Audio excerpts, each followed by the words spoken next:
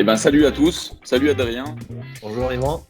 On est super content de vous retrouver pour la deuxième fois. On a fait une première vidéo, je ne sais pas si vous avez tous eu le temps de la regarder sur voilà, l'église locale est-elle périmée.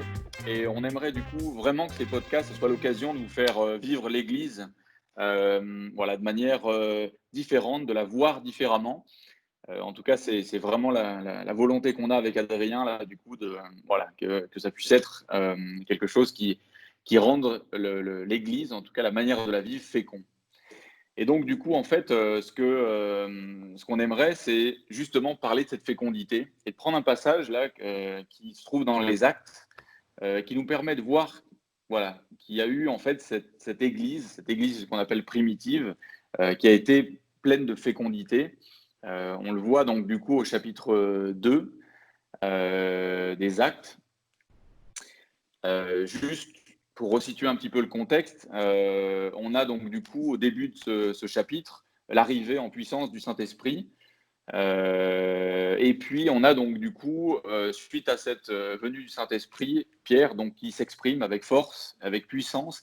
Et le passage qu'on aurait aimé vous lire donc du coup, c'est Acte 2, à partir du verset 37, où on voit donc du coup qu'il y a donc voilà, par cette puissance de témoignage, par ce discours de Pierre, qu'il y a quelque chose de percutant qui va se passer. En tout cas, qu'il y a des gens qui vont entendre le message. Donc du coup, au verset 37. Après avoir entendu ce discours, ils eurent le cœur vivement touché, et ils dirent à Pierre et aux autres apôtres, Hommes frères, que ferons-nous? Pierre leur dit, Repentez-vous, et que chacun de vous soit baptisé au nom de Jésus-Christ pour le pardon de vos péchés, et vous recevrez le don du Saint-Esprit. Car la promesse est pour vous, pour vos enfants, et pour tous ceux qui sont au loin, en aussi grand nombre que le Seigneur notre Dieu les appellera. Et par plusieurs autres paroles, il les conjurait et les exhortait, disant, Sauvez-vous de cette génération perverse. Ceux qui acceptèrent la parole furent baptisés, et en ce jour-là, le nombre des disciples augmenta d'environ 3000 âmes. Ils persévéraient dans l'enseignement des apôtres, dans la communion fraternelle, dans la fraction du pain et dans la prière, dans les prières. La crainte s'emparait de chacun, et il se faisait beaucoup de prodiges et de miracles parmi les apôtres. Tous ceux qui croyaient étaient dans le même lieu, ils avaient tout en commun, ils vendaient leurs propriétés et leurs biens, et ils en partageaient le produit entre tous, selon les besoins de chacun. Ils étaient chaque jour, tous ensemble, assidus au temple, ils rompaient le pain dans les maisons et prenaient leur nourriture avec joie et simplicité de cœur, louant Dieu et trouvant grâce auprès de tout le peuple. Et le Seigneur ajoutait chaque jour à l'Église ceux qui étaient sauvés. Je ne sais pas toi, Adrien, mais quand on lit ce passage, moi j'ai l'impression d'avoir ce qu'on disait, une espèce de fresque idéale de l'Église. Vraiment, il y a comme voilà, quelque chose qui nous est proposé au regard de ce qu'on peut vivre dans l'Église. Et voilà, je ne sais pas comment tu l'entends, ou en tout cas comment est-ce qu'on pourrait commencer ce sentier de Bah, randonnée voilà, avec cette feuille de route. moi, je dirais en un seul mot, appétissant, enthousiasmant et tous les synonymes qui est avec. Si j'avais quelque chose, un contrat à signer avec Dieu et avec mes frères, bah, banco, tout de suite, hein, je prends ça et il n'y a pas de souci. Donc, on pourrait regarder peut-être un premier ingrédient justement de cette église féconde pour se donner envie. Ce premier ingrédient, j'aimerais le situer dans le fait que les frères qui ont reçu ce message de la part de Pierre, et Pierre lui-même d'ailleurs, quelques semaines avant, soit ils avaient renié ce Messie et avaient trouvé grâce par ce Messie, soit avaient exécuté ce Messie. Et pour des Juifs, exécuter le Messie, c'était le péché, je dirais, ultime. Ils l'attendent depuis des centaines d'années. Les prophètes en avaient parlé et là, ils l'ont crucifié. Donc au message de Pierre, quand ils se rendent compte de l'erreur qu'ils ont faite, de façon très honnête, travaillés aussi par le Saint-Esprit, ils sont obligés de capituler face au plan de Dieu, face à leur péché, et trouver une solution de pardon. Et cette solution de pardon, elle est dans le message que Pierre annonce puissamment. Il l'annonce puissamment également avec le support de la parole, hein. Il cite des passages de la Bible qui expliquent vraiment cette œuvre du Messie dans l'expiation qu'il a fait et là où on en est dans le plan de la grâce. Et donc, il se tourne vers le pardon proposé par Pierre dans la personne de Jésus et dans cette mission. Il y a une repentance profonde, bouleversante, un évangile qui vient contaminer tout leur être. Finalement, ils ont des cœurs donc bouillants qui va permettre de réunir les autres ingrédients qu'on verra dans la suite du texte que tu nous détailleras juste après.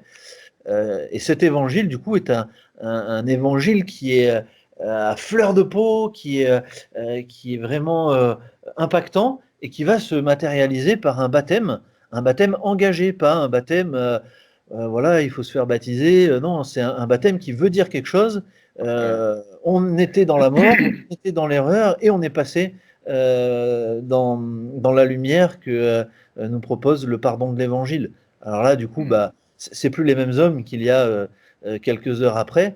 Et forcément, ça, on peut se poser la question finalement, quel est notre degré de repentance, quel impact a cet évangile dans notre vie.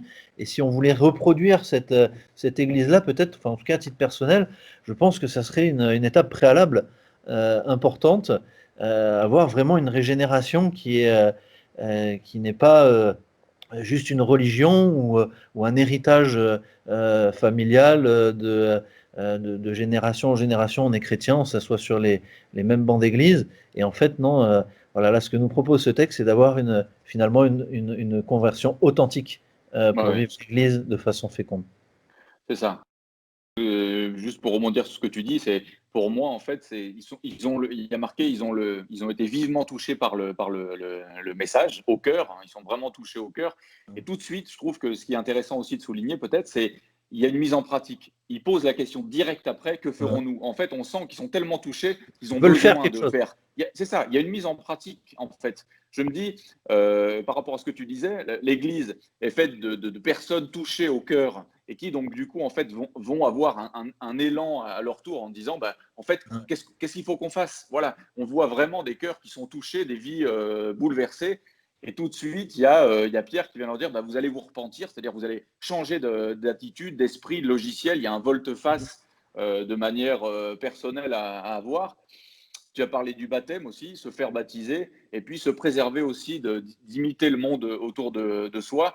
Il y a des choses de manière personnelle qu'on peut faire et qui aussi ont cet impact sur l'Église. Enfin, en tout cas, je Alors trouvais que sur ce c'était... dernier point, sur ce dernier Vas-y, point, vas-y. imiter le monde, justement, eux, le monde autour d'eux, à ce moment-là, c'est un monde judaïsant. Ils ont été élevés là-dedans et baignés là-dedans. Ce qu'ils s'apprêtent à vivre est complètement différent. Et ils y vont quand même sur la direction de Pierre. Et ils acceptent finalement un chemin nouveau, un Ouais, c'est ça. chemin où ils ne voient pas la suite. Ils connaissent pas ce qui va se passer, mais Ah ouais, dans la confiance, dans la foi, finalement, il y a un ouais. pas de foi à faire, peut-être dans la vie d'église, qui est noté dans ce texte et à retenir, quoi. Ouais, non, c'est On se sûr. prépare justement, après cet élément-là, à vivre une église féconde, et puis ça, tu voulais nous en parler un petit peu plus dans les différents Voilà, c'est éléments de ça. Les l'église qui différents suivent le texte. éléments de l'Église. Pour moi, en fait, il y a plusieurs éléments qui viennent après s'imbriquer. En fait, on a, voilà. Alors, il y en a plusieurs. On va se les partager un peu, mais pour moi, en fait, il y en a un qui m'a marqué. C'est d'abord un enseignement vrai et clair. C'est-à-dire que le premier élément pour moi d'une Église qui est en bonne santé, d'une Église féconde ou qui porte du fruit, pour moi, ça passe forcément par un enseignement. Euh, Basé sur l'évangile, fondé sur l'évangile. On ne peut pas avoir une église féconde aujourd'hui en tordant l'évangile en fonction de nos intérêts. Je pense que ça, c'est quelque chose pour moi qui doit être entendu dans toutes les églises. Il y a vraiment ce message qui vient dans ce passage et qui nous dit, voilà, s'il y a eu un impact pour moi si fort à ce moment-là, c'est bien parce que Pierre, il est droit dans ses bottes et que son discours, il est straight line. C'est vraiment, il a cet impact qui va toucher le cœur. Voilà, pour moi, une église féconde, c'est vraiment un élément essentiel. Ça me fait penser à un ouvrage qui est un peu mon livre de chevet, qui s'appelle Une église centrée sur l'évangile de Timothy Keller. qui est un bon pavé de 600 pages. Le genre de pavé, on lit 20 pages, on réfléchit un mois. Et c'est pas parce que c'est difficile, mais parce que c'est tellement riche de réflexion que ça fait voir l'Église différemment. Hein. Vraiment, on vous le recommande dans ces podcasts. Et un enseignement doit être vraiment centré sur l'Évangile, décortiquer la bonne nouvelle, ses impacts, et, euh, et puis transformer l'auditoire. C'est vrai que je vois qu'il y a des prédications ont une percutance, je ne sais pas si ça existe ce mot, sur ceux qui l'écoutent. Et le lundi, ils ne vivent pas différemment. Le mardi, le mercredi qui suivent, ils ont à cœur l'évangile et débordant. Qu'est-ce qu'on peut Ouais, faire? Qu'est-ce qu'on peut faire? c'est C'est cet ça. enseignement de nous modeler pour qu'est-ce qu'on peut faire. Ça, Ouais, tu as raison. et tu parlais donc du coup du lundi, qu'est-ce qu'on fait après? En fait, pour moi, de ce message percutant, il les impacte tous les jours. Il y a un deuxième élément pour moi qui est super important à souligner, c'est justement que Dieu, c'est un Dieu du quotidien, c'est un Dieu qui nous demande en fait de mettre en pratique. On le voit dans le Deutéronome, on a, comme je le disais dans la dernière vidéo, régulièrement ce Dieu qui nous demande une mise en pratique. Et là, on voit clairement qu'il y a une mise en pratique quotidienne. Hein. Il est parlé que dans le temps qu'il consacre à l'Église, il y a un changement profond. Ils sont tous les jours. Et c'est sûr que je trouve que ça me parle, moi, Mm. quand j'entendais une église qui faisait des égapes tous les dimanches, on se disait, bah ouais, ça peut faire beaucoup, ça peut être. Sauf que forcément, il y aura un impact au niveau du temps à consacrer à l'église. Et donc, du coup, c'est un investissement. Il y a vraiment un moment où il faut donner de son temps et ça passera aussi par là. Et pour moi, cet engagement, ce Dieu du quotidien, c'est un Dieu aussi qui demande en fait un engagement personnel dans Mm. l'église locale, jour après jour. Je trouve que ça aussi, ça fait partie pour moi d'un élément fondamental d'une église féconde. On pourrait peut-être dire, pour conclure ce volet, que on a la fécondité à la hauteur de la profondeur de ce que l'on vit quotidiennement avec les autres, de ce que l'on met en commun. Là, il y a une mise en commun qui est décrite d'une certaine manière. On ne veut pas dire qu'on doit la vivre exactement de la même manière, hein. Ce sont des pistes qui nous sont présentées. Mais est-ce que l'on met en commun des éléments de notre vie spirituelle, par exemple, dans le cadre de relations rapprochées, plus intimes? Est-ce qu'on ose mettre en commun aussi nos casseroles pour pouvoir s'aider l'un l'autre? Donc Ça, on a du mal, de manière générale, on a du mal, ça. ouais, il y a beaucoup de choses que l'on peut. Bah non, parce qu'on se fait tirer à boulet rouge quand on a une casserole qui est trop imposante ou qui est pas la même que les autres. Voilà. Non, mais du coup, c'est vrai que cette mise en commun est quelque chose à investir. Et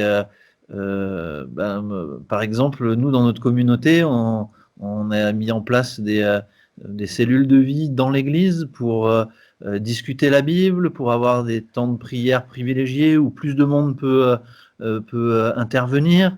Voilà, il y a différents ingrédients, différentes explorations à faire selon les contextes locaux, mais je pense que cette mise en commun est vraiment à investir pour créer des relations solides. Et finalement, on va voir que cette église, même si elle est nombreuse, plus de 3000 personnes, elle va avoir resserré les coudes et constituer un vrai bloc, une équipe soudée Ouais, pour répondre à l'appel qu'ils ont, qu'on verra en conclusion. ouais. Peut-être un autre Et, élément dans cette mise en commun, c'est la scène, qui est ouais. finalement le symbole de la communion, de ce que De l'on a en l'unité, commun, ouais.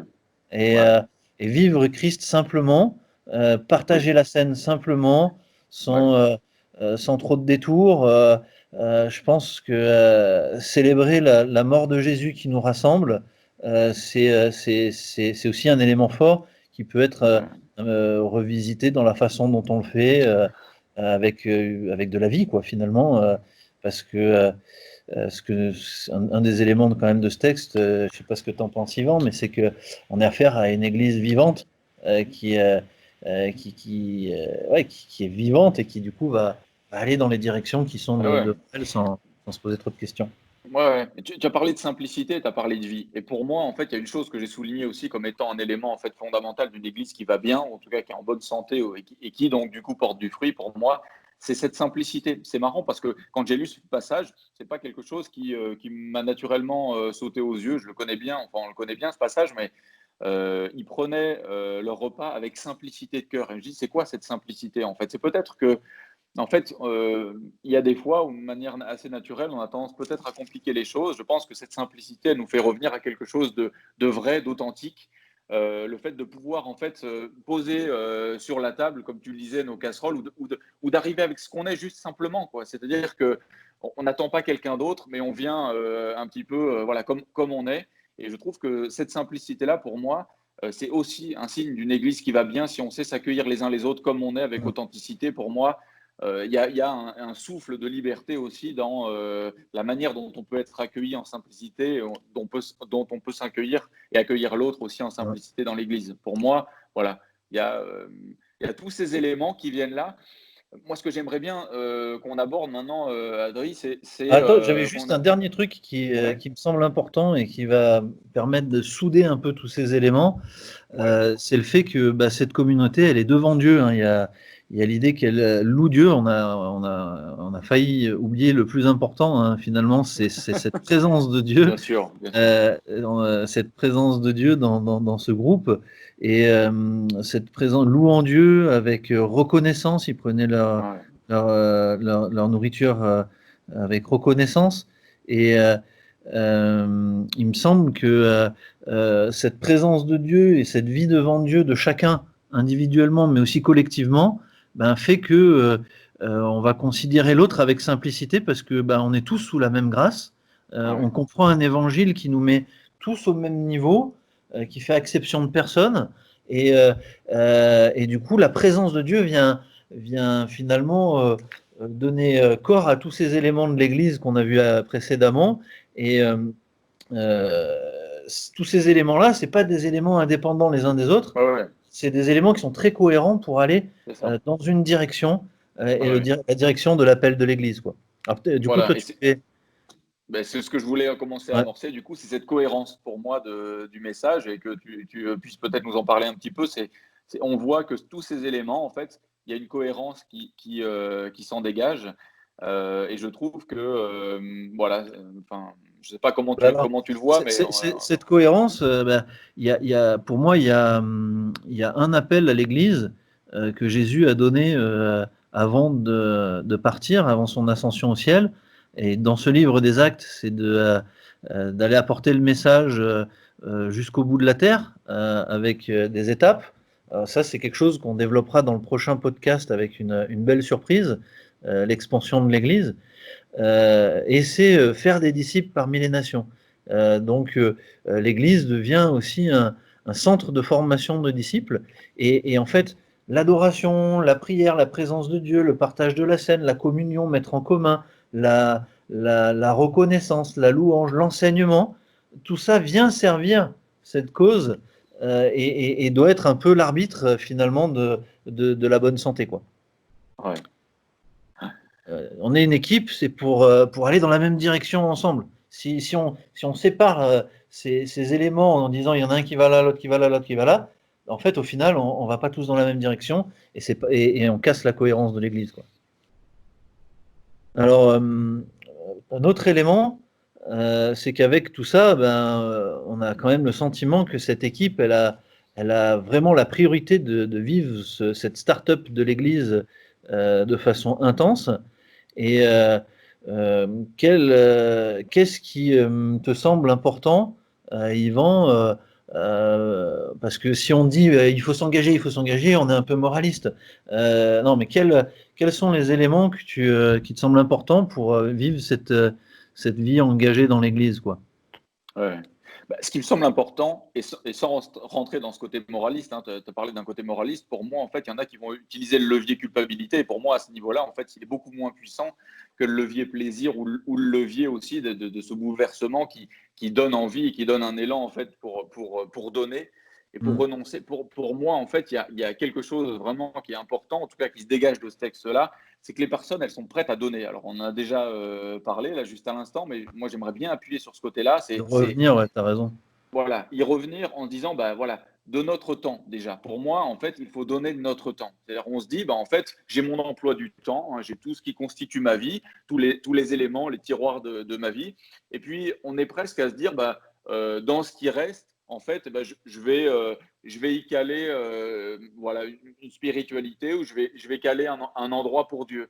Sauf que c'est pas du tout cette logique-là, en fait, qu'on voit pour moi dans ces passages-là. C'est-à-dire qu'il y a vraiment une inversion des valeurs, comme je disais, un volte-face où les personnes se disent bah, j'ai une envie de transmettre ce qui me bouleverse intérieurement de manière individuelle et je suis prêt à donner de mon temps. Enfin, on l'a dit, les personnes sont là tous les jours. Alors, l'objectif, effectivement, c'est pas de se calquer sur ce que voilà sur ce qu'ils vivaient parce qu'ils vivaient des choses particulières sur un contexte particulier, donc on ne peut pas dire bah, j'ai envie de vivre ça et donc du coup je vais tout faire pour que ça se passe comme ça. Mais je trouve que ça nous donne en fait Des des pistes. directives, des pistes, vraiment.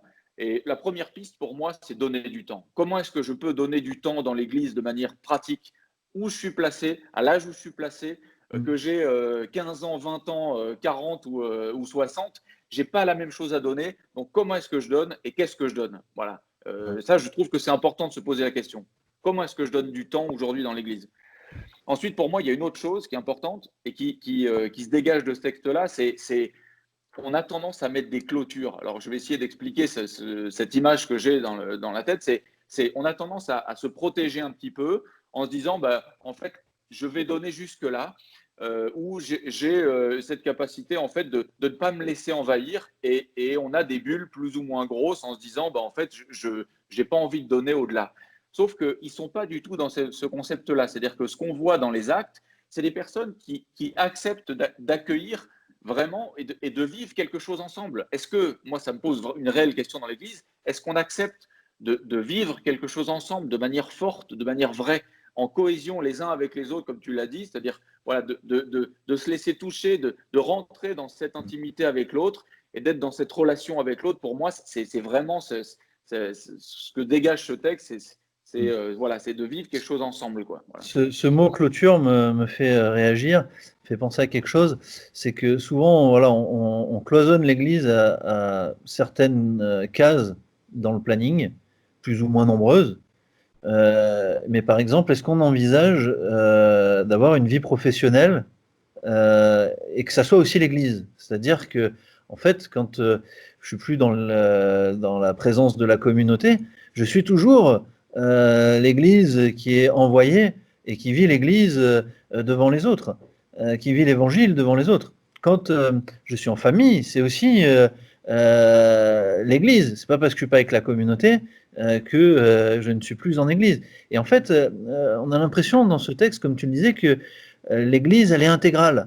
Elle est dans le fond de toute la vie de ces gens-là. Et puis, sur ce fond, vient se mettre bah, des sphères différentes où on va vivre soit l'Église en tant qu'envoyé, soit l'Église dans la communauté, soit avec des bouts d'Église, avec des groupes euh, plus précis, plus petits. Hein, ils se réunissaient dans les maisons. Donc, et c'était pas une église, une maison. C'était l'église de Jérusalem. Donc voilà, il y a un peu ce va-et-vient, mais là, on vous renvoie au podcast de la semaine dernière où on a parlé de l'église locale et de l'église universelle. Et cet équilibre à trouver entre petits groupes, grands groupes et les autres communautés, les autres clochers, entre guillemets. Euh, et puis, dans ce qu'on a donné, dans ce qu'on donne comme priorité, ben, il y a nos biens matériels aussi. Comment est-ce qu'on vit matériellement? Peut-être certains, en écoutant ce podcast, se poseront la question, et on le souhaite, de consacrer peut-être une vie à plein temps dans le service pour l'Église. Et le service missionnaire, hein. Moi, je fais pas trop de différence entre les deux, service pour l'Église, service missionnaire. Et puis d'autres diront bah, je vais alléger peut-être mon temps de travail parce que je vois que ça empiète sur certaines priorités qui seraient utiles pour la communauté ou pour des projets précis. Je connais un jeune là qui s'est mis à 50% dans son boulot pour pouvoir investir des projets pour le Seigneur dans le cadre de son Église, dans le cadre de projets spécifiques, et puis aussi pour de l'enseignement, pour recevoir un enseignement. Donc il y a des priorités matérielles à évaluer, et c'est vrai qu'on est dans un monde matérialiste où on a envie de s'acheter un écran plat, ça va nous coûter un demi-mois de salaire, on va faire une croisière, etc., ou une belle voiture. Et en fait, est-ce que ça, c'est pas bien, c'est pas mal, mais voilà, mettons-nous en face de Dieu pour savoir comment est-ce qu'on gère ces biens matériels. Ouais, c'est ça. Hein. Ouais. À quoi Il y a suis-je prêt à renoncer? Ça, c'est une bonne question hein, qu'on pourrait se poser. La marche du disciple, c'est renoncer à soi-même et porter sa croix. Je vous laisse interpréter ces deux éléments. Alors, Yvan, tu voulais nous parler aussi de ce numérique entre justement, c'est un peu effrayant, je te pose cette question-là, une communauté de 120 personnes, on va dire que ça peut être une taille d'église moyenne à peu près en France, et là, tu as 3000 personnes. En plus, ils sont pas encore formés. Ils viennent. Les 120 personnes, ils ont juste été formés pendant quelques temps avec Jésus et plus précisément pendant 40 jours après sa résurrection. Et puis là, crac boum, ils se retrouvent avec un imprévu, 3000 personnes qui se convertissent. Ça t'évoque quoi? Ah bah c'est sûr que si je transfère à l'église, je vois dans les églises où on est, enfin je sais pas vous qui nous regardez en vidéo, mais quand on est 50, 100, 150, voire un petit peu plus, on imagine j'allais dire la crise, mais enfin le nombre exponentiel de cette manière-là, avoir 3000 personnes qui d'un coup en fait se convertissent et viennent s'intégrer en fait à l'église. Pour moi, voilà. Forcément, ça amène des changements, des chamboulements. C'est quelque chose voilà, qui est forcément perturbant pour une organisation d'église.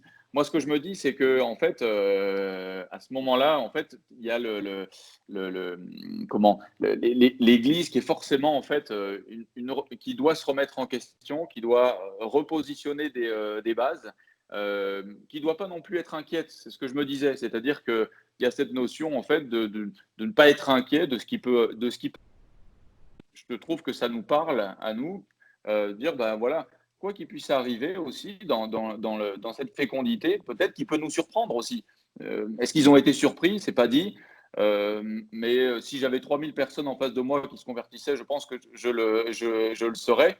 Et donc, du coup, en fait, dans cette surprise, en fait, savoir que Dieu s'occupe de tout, mais qu'il y a quand même quelque chose, en fait, une stabilisation ou des fondements à gérer, de savoir accueillir aussi ces bouleversements. Pour moi, c'est ce que ce texte me dit, en tout cas ce que j'entends. Voilà.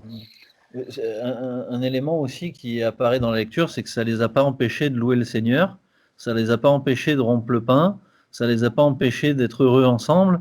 Il n'y a pas de traces dans le texte entre guillemets, de système d'interrogation des nouveaux convertis, d'inquisition sur la vie des gens, etc. Non, il y a un enseignement qui vient discipliner la communauté et ils ne sont pas pris au dépourvu, comme tu le disais, avec cette confiance en Dieu qui opère dans la pensée de chacun.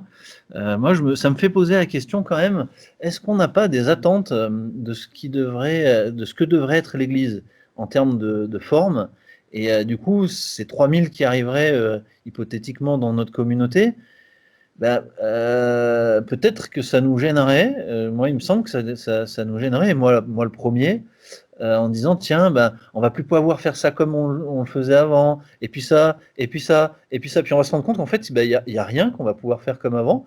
Un petit peu d'ailleurs dans cette crise Covid-19 où on se rend compte en communauté que ça nous a fait changer sur certaines choses et que on va pas forcément pouvoir rentrer dans les mêmes rails que l'avant Covid.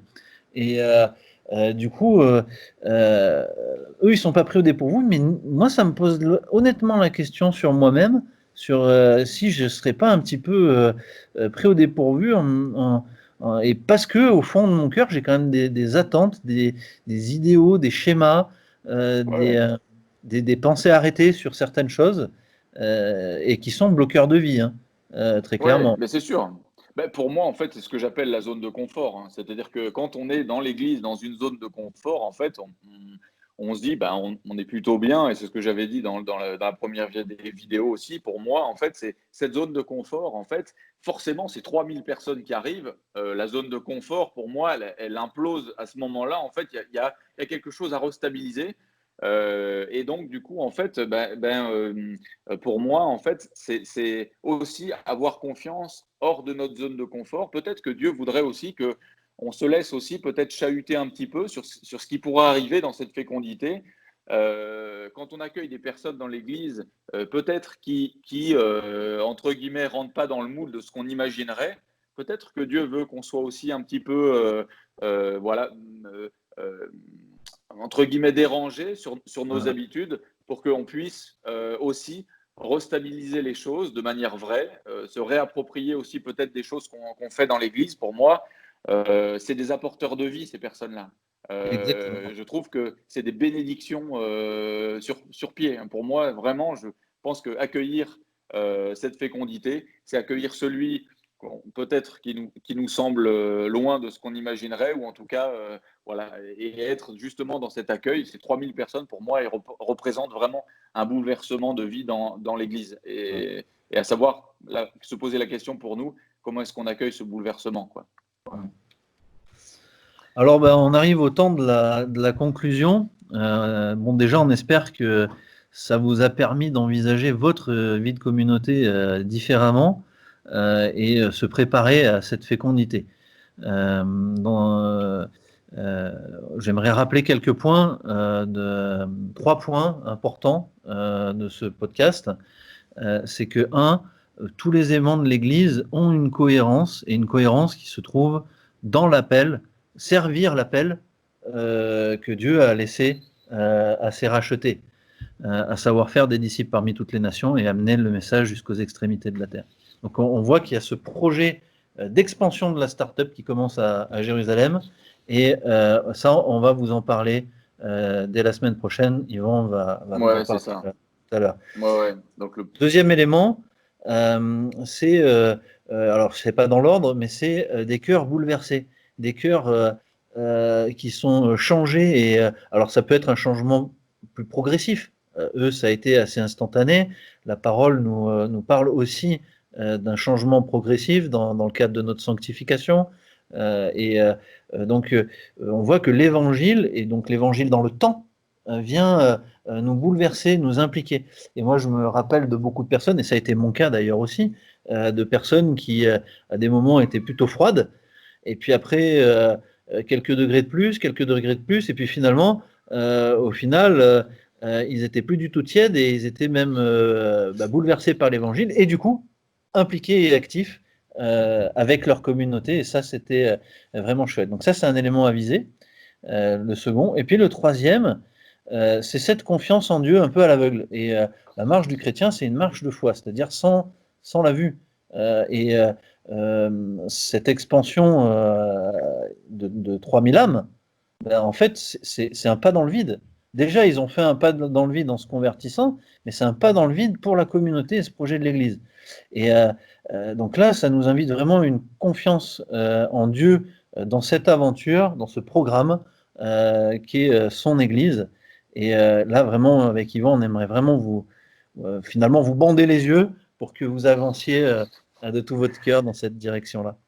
ouais. Et chaque pas sur ce chemin, chaque décision qu'on prend dans l'Église, et où on ne sait pas forcément où on va, ça peut être forcément un petit peu inquiétant, mais je crois que ça nous amène vraiment vers la vie si on reste guidé par Dieu et animé par ce qui vibre, et ce que Dieu a Mm. placé en nous. Voilà. Alors, tu l'as dit, et on va conclure avec ça. Du coup, le prochain podcast, donc la semaine prochaine, on va avoir un invité surprise qu'on est super content d'accueillir, mais on laisse planer un petit peu voilà, le Le mystère. suspense. Et voilà. Et on va parler donc du coup des perspectives de croissance de l'Église. Voilà, ça va être chouette. Je pense qu'on va avoir un bon moment encore pour toujours être dans ce partage de l'Église et puis vivre et voir l'Église autrement et différemment. Et voilà, qu'on s'encourage à ça chaque jour. Voilà, Ben, en tout cas, c'était encore bien sympathique de passer cette demi-heure avec toi, Yvan. carrément, J'espère moi que ça aussi. sera pareil pour nos auditeurs. Ouais, ouais. Voilà. On se Et fait une bise à chacun là où il se trouve. si on pouvait embarquer, ne serait-ce que les jeunes dans cette vision de l'Église, ça serait déjà un grand pas de fait. Si on arrive à embarquer toutes les générations, c'est encore mieux. Moi, je veux y croire, hein. Et puis, je pense qu'il y a beaucoup de monde quand même qui est bien intentionné là-dedans. Et voilà, on est bloqué par des choses. Il y a des murailles un peu, des forteresses à faire tomber, dans lesquelles peut-être l'Église a été un peu distraite, etc. Ça pourrait être un sujet de podcast aussi, les forteresses dans l'Église. Moi, j'aime bien cette citation du réformateur Luther qui disait je me suis réformé et je me réformerai toujours. Ouais. Euh, Bah, j'ai- si ça vous dit comme sujet, mettez-les dans les dans les commentaires. commentaires, ouais, tout à Voilà. fait. Ouais. Voilà. Et Si puis vous si vous avez avez des idées aussi, des idées de sujets, hein, on regarde les commentaires et vous nous proposez des idées de sujets, des en lien avec situations qui l'Église. vous sont arrivées dans votre communauté, puis on essaye d'y réfléchir avec Yvan. Ben écoutez, Carrément. bonne suite en tout cas. Allez, une Yvan, à bise la à semaine chacun là où prochaine. vous êtes. Ciao, Toujours avec ciao.